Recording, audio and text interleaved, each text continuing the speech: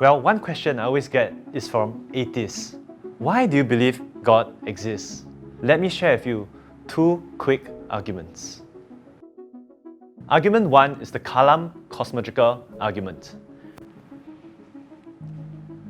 The Kalam cosmological argument was developed in the 12th century by a Muslim theologian, and since then, contemporary scholars have taken it and updated it using contemporary science, mathematics, and philosophy.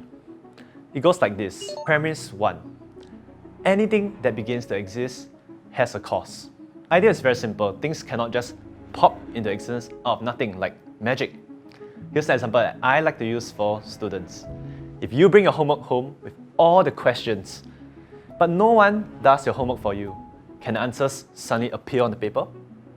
Obviously not. If something suddenly appears on the paper, we will ask, where did it come from? Did your parents write it? Was it written in invisible ink? Or what? So that's a good reason to believe premise 1. Premise 2. The universe began to exist. This idea is supported by most of contemporary science. So for example, we have the second law of thermodynamics. We have different cosmological models like the standard Big Bang theory, and we have different theorems like the BGV theorem. All these are very chim, but they all point towards the idea that the universe is finitely old. It began to exist. Besides contemporary science, we also have philosophical arguments arguing that time cannot be infinite, and so the universe must have begun to exist at some point of time. Now, if we accept both premise 1 and premise 2 because of science and philosophy, then we're led to the conclusion that the universe must have a cause. Something or someone created the universe, and whoever did this must exist outside of the universe.